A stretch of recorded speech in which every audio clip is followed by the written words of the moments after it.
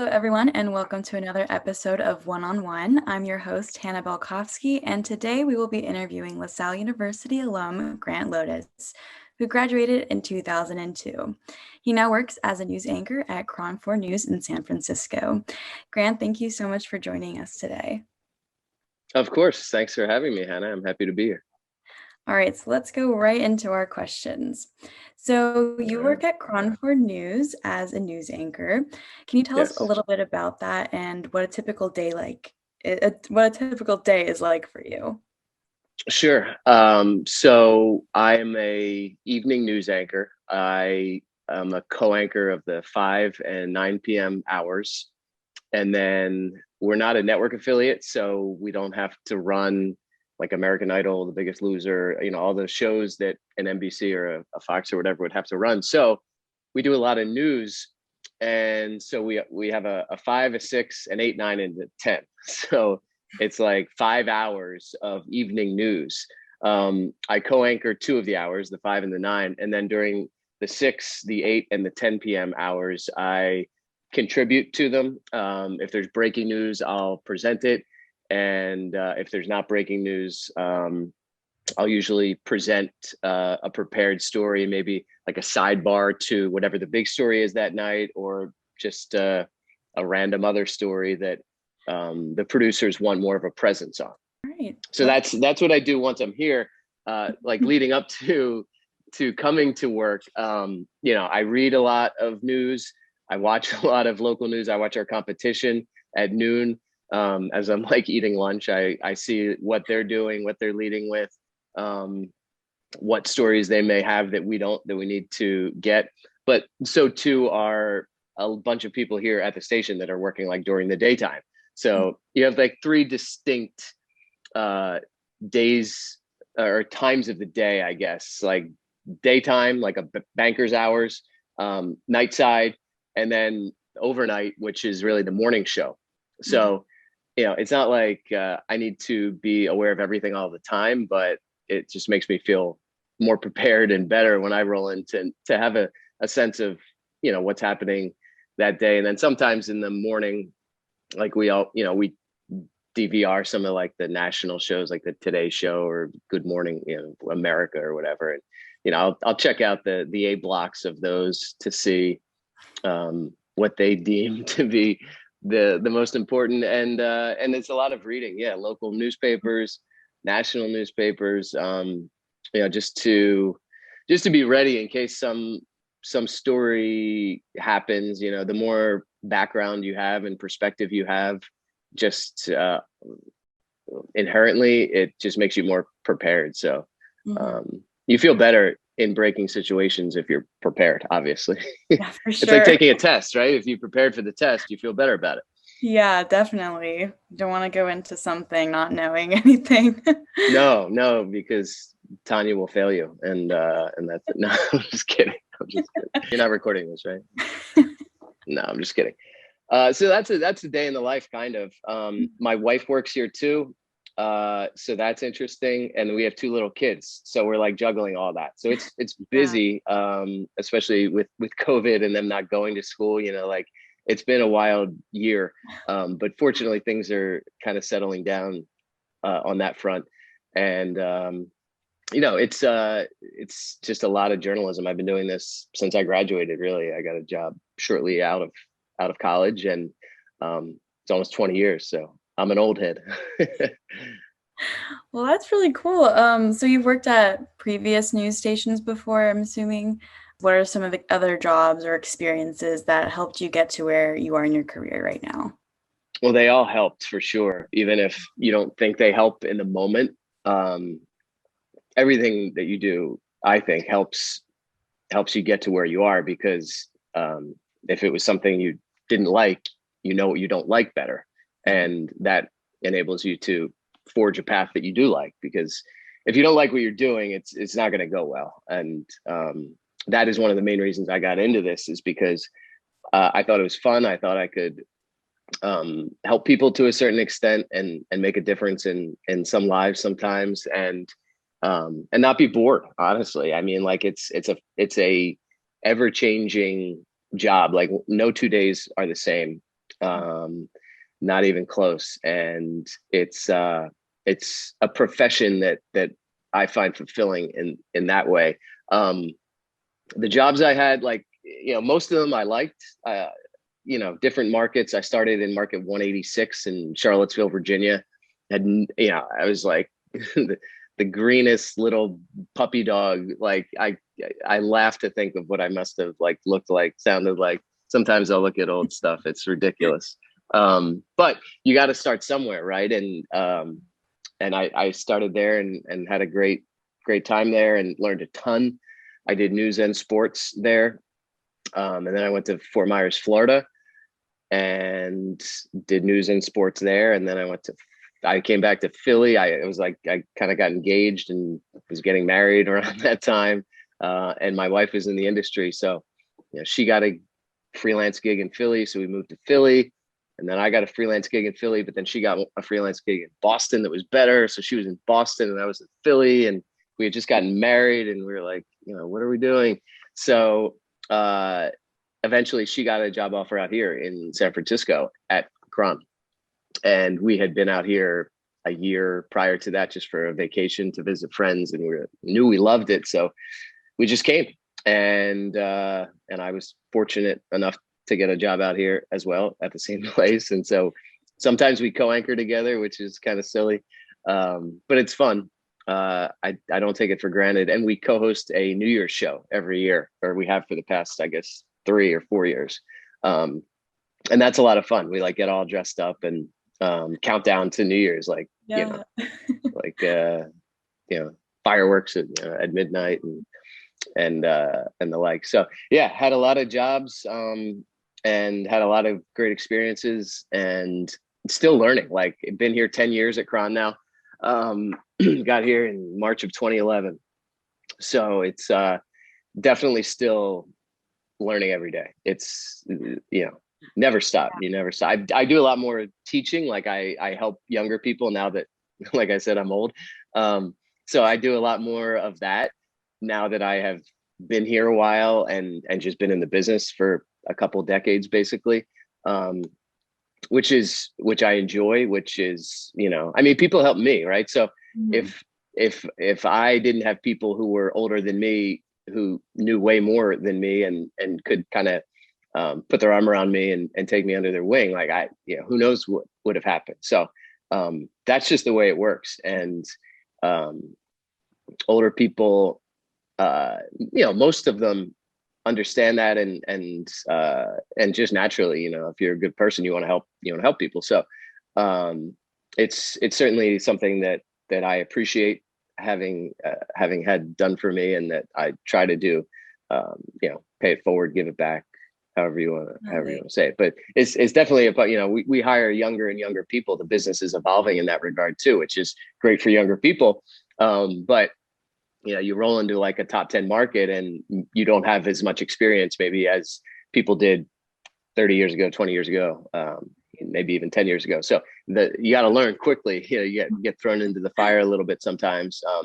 So it's fun and I love it. Yeah. So do you have a particular story that has impacted you, or that you've just, has just stayed with you? I do. So we get asked to MC certain events for like the American Heart Association, or you pick the organization that is doing great work, but they're always asking people to host their charity events, and I would always do it, obviously. And I realized that I wanted to be more involved with the Alzheimer's Association, because my grandmother had it at the time, and has since passed after a long battle. But I wanted to like be involved and get back to a organization that really had a direct personal impact on me. And so in getting involved with them, I just reached out and was like, hey, if you ever need anything, let me know. And they did, and now I do a ton of stuff for them. But I also started like covering a lot of stories to try to increase awareness of Alzheimer's, and those stories certainly have touched me the most, because it's such a horrible disease, and to go into these people's homes where like their kids are caring for them, and they don't, whatever the case may be, And some of the saddest ones are like of people who get early onset Alzheimer's, like really young people. Like some guys, like he's like 51 and has had it for a couple years and is like not remembering stuff, and it's just, it's devastating. So top of my mind, those are the stories that stay with me the most, probably, that make me the most I don't know, sad, affected. I don't know what you would call it, but they impact me the most. And I hope that by telling these people's stories, it, increases awareness, gets rich people with a ton of money, the urge to donate to Right. research, because like there's no cure. I mean, they just approved a drug that like maybe works a little, but it's a horrible thing. So off the top of my head, but I mean, there's so many stories that I've covered that, like touch you in a way that that makes you understand that the work that you're doing is touching other people, like people crying, people crying to you all the time. Like, like there's so much tragedy that is part of local news. There's so much that is just so sad that, when I was a reporter going out, and, the worst is when they're like, go, the station will be like, go knock on their door. Right. And their kid just died in like a horrible car accident and they want reaction. And like, it's so hard because like most of the time, these people don't want you to knock on their door, and they don't want a stranger to come into their living room on their worst day. Sometimes they do, and they want to like share their kid's story, say, and like have the world remember, the legacy. And even in those times, it's painfully, difficult and sad to be in that emotional space, total strangers, right? And all of a sudden they're like hugging you, crying on your shoulder, and it's just, there are a lot of like different emotional elements to this job, where emotions are interwoven into the daily grind. Right. Would you say that's one of the most challenging parts of your career then? Yeah, I would. Because you can't leave it at the station or whatever, all the time. I mean, sometimes you can, and you have to a certain extent, or else you'll go crazy.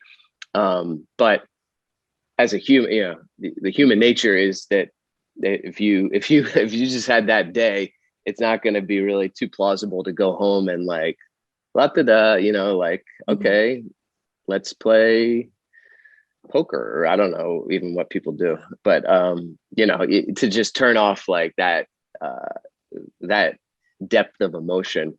I would say if you're asking me like what are the other challenging parts, it might be like the schedule, working odd hours, working oftentimes weekends, holidays.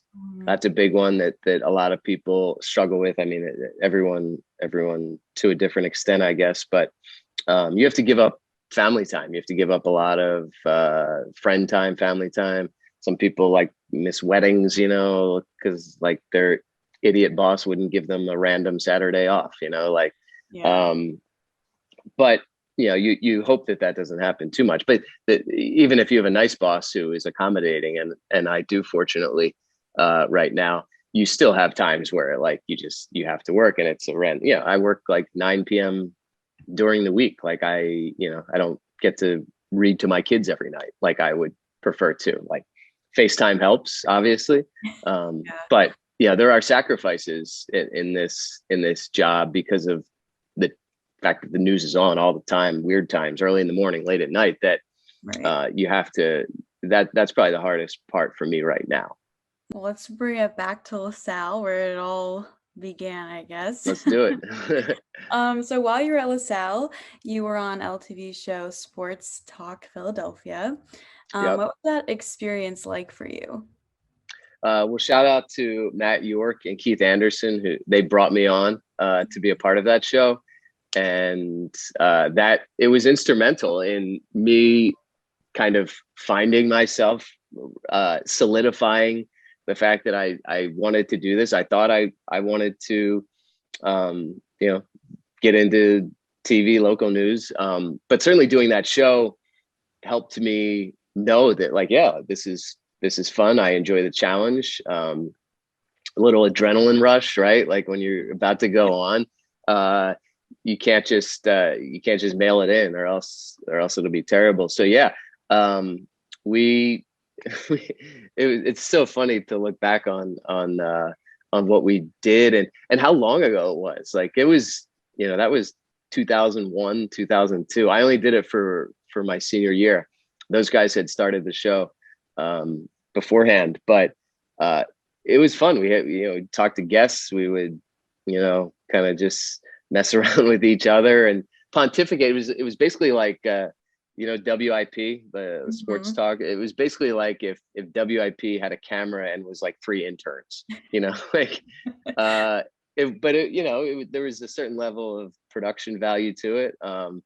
And yeah, we would bring on other guys like Dave Murphy, who works for the Inquirer or the Daily News. I don't know what it is now, but he's like a sports columnist. He was at LaSalle at the time, and he would come on, and I mean, I don't know. I should go back and watch some air checks, but I definitely remember that it gave me confidence. It helped me know I wanted to do this. And it was a great, like I say, my first job in Charlottesville, I was a green little puppy dog. Like imagine what I would have been if it wasn't for, sports talk. Like Right. it would have been way worse. Maybe they would have not let me find myself. But yeah, it was invaluable, and people watch that. Like I don't know what the deal is with the viewership right now, but I mean, I'm a big supporter of LaSalle TV for sure. Yeah, that's good. I know. Thank you for supporting us. Hey, thank you for keeping it going. At LaSalle, you learn and develop lots of skills, right? Hmm.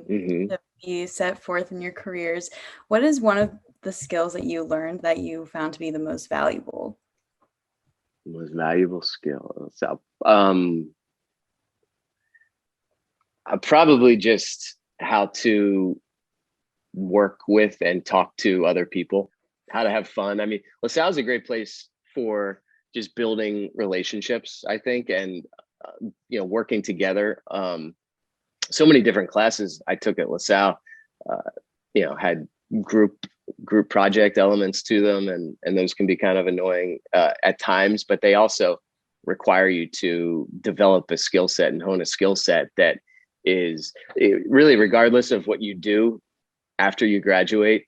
I don't care what industry it is, but 9 times out of 10, you're going to have to deal with people all the time in whatever capacity that may be. So, like, did I learn things in film as art? Sure. But, more to the point, I think, of what I use every day wasn't, something about Charlie Chaplin as much as it is just about how to talk to people, how to respect people, how to, understand what is needed in the moment, and try to be helpful, try to make the situation better, for everyone else, for yourself, for the organization. I mean, we're all like working for a company right now, so that's the end goal. But to get there, to get that finished product on the air, to get the newscast on the air, I deal with like so many people. You have to treat people with respect, and you have to be kind. Right. I think, and we don't have to, but that's what I recommend. And if you do that, and if you put in the work, and if you are respectful and kind, chances are, I think you'll have, a good go at it. It's certainly a stressful industry, but Right. the more people around in the room, the more people in the newsroom that are like-minded in that regard, who, aren't jerks, basically, the better. And fortunately, this is like, I've stayed here 10 years, so obviously I like it at least a little bit. But no, I love it here because the people all basically get along and are, all out to help each other. And that's really what you need to have an environment that's conducive to success, and general happiness. Like everyone's not going to like love work all the time, right? But Mhm. um, to be content at least, and to be generally happy when you go in, um, I think is very helpful in like building a camaraderie, a morale that lends itself to sustained success. It's funny that communication is the most important skill for communication fields. Imagine that. Right. Everybody Um, should minor in it, right? Everybody should, right. like, even if you're in accounting, yeah, I mean, you better be able to communicate. Yeah. Well, that's all the questions I have for you. So thank you so much for joining us today and giving us Oh, of insight into the life of a news anchor and journalist. I really appreciate your time. course. Yeah, no, thank you for having me. That's it for this episode of One on One. I'm your host, Hannah Balkowski, and we'll see you next time.